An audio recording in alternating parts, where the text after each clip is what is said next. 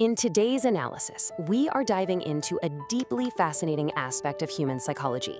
It's something that dictates almost everything we do, yet most of us don't even realize it's constantly running in the background. We're looking at some incredible insights from Daniel Kahneman's groundbreaking work, Thinking Fast and Slow. You see, Kahneman was a psychologist who eventually made his way into economics and actually won a Nobel Prize for uncovering how we understand our own minds and make choices. So, let's explore the single biggest reason we avoid risk.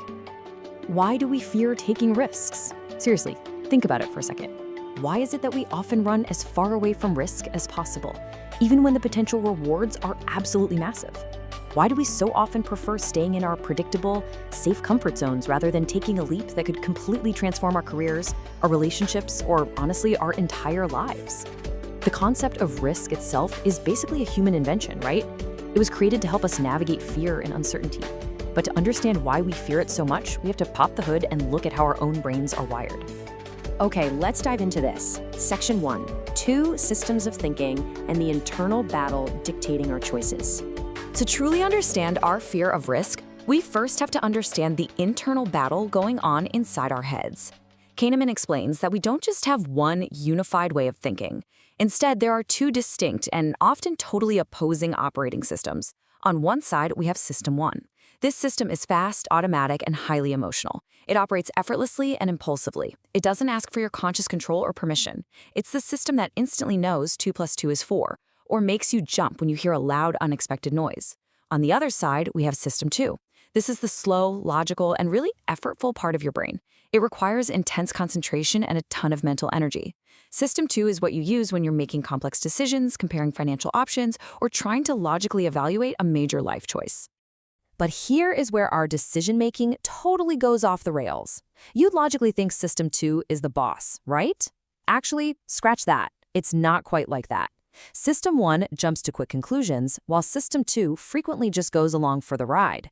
Because System 2 requires so much energy to operate, it's often lazy or it's just completely overwhelmed by daily life. Now, System 2 is the only one capable of feeling doubt, but because it's lazy, it often just blindly endorses the fast, emotional judgments that System 1 has already made.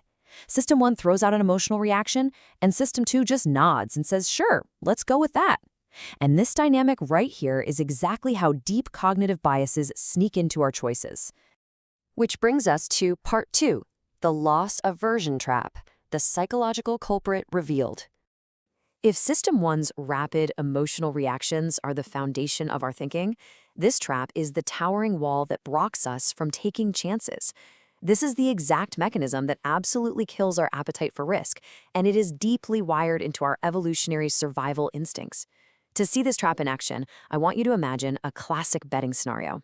Scenario A offers a guaranteed but smaller payout. You walk away with something no matter what.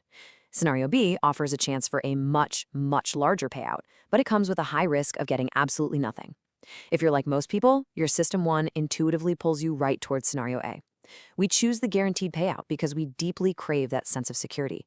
The mere thought of walking away empty-handed feels completely unacceptable to our fast-thinking, emotional brains. So the crucial point is, our intense fear of risk isn't just some quirky personality trait. It's a hardwired mechanism called loss aversion. Simply put, the motive to avoid a loss is significantly greater than the motive to gain something of equal value. The psychological pain we experience from losing $100 is far more intense and way more memorable than the psychological joy we experience from winning $100. Our brains are literally tilted to focus on the negative. And this leads us to a really profound realization about human behavior. We are vastly more motivated to avoid losing money or status or comfort than we are to acquire it. It explains so much about how people approach their ambitions. Just think about goal setting for a minute. People often set targets, and once they hit a minimum comfortable baseline, they just kind of stop putting in effort. But why? Well, because pushing further for a massive, high-achieving win involves the risk of failure. And to our brains, failing feels like a painful loss. We vastly prefer the safety of an average outcome over the risk of chasing a monumental achievement. Let's move on to Part 3, how memories shape risk and the illusion of our past experiences. Loss aversion doesn't just operate in a vacuum. It gets a ton of its fuel from our flawed memories. We naturally base our future risks on our past experiences, but those past experiences are often an illusion. One of the most powerful ways our memory influences us is through the anticipation of regret. Regret isn't just a passing feeling. It's a harsh reality that actively dictates our choices. Decision makers are frequently paralyzed by the fear of future regret. System 1 is basically projecting a painful memory into the future, screaming at us, hey, if you take this risk and it fails, you are going to feel terrible. So to avoid this imagined future pain, we play it safe. We miss out on major life opportunities simply because we're terrified of having to live with the feeling of regret later on. But how do we actually remember the past events that cause us so much fear? Enter the peak end rule. Kahneman's research shows a shocking truth about memory. When we recall an experience, we do not evaluate it based on its overall duration or the sum of all its parts. Nope.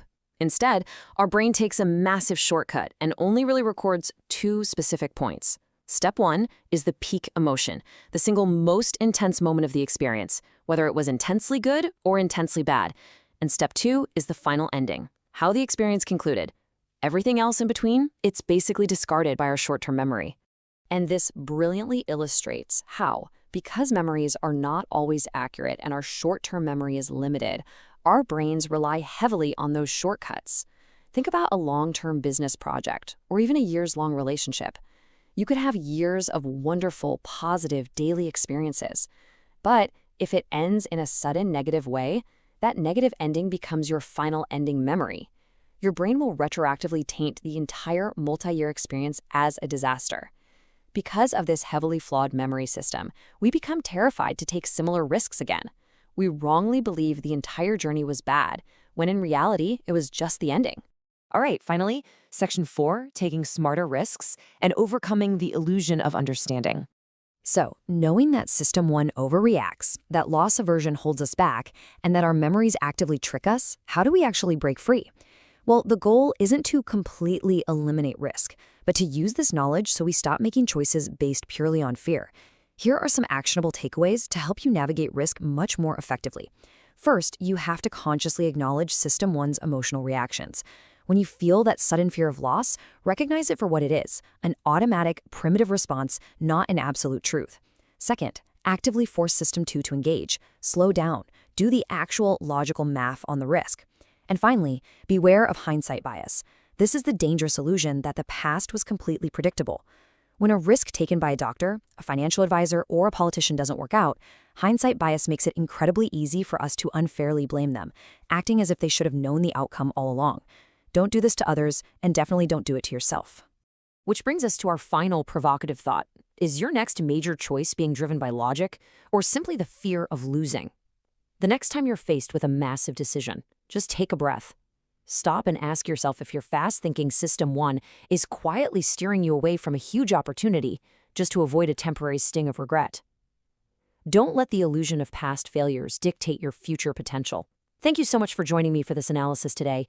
Keep questioning your instincts, keep engaging that logical system too, and we'll see you next time.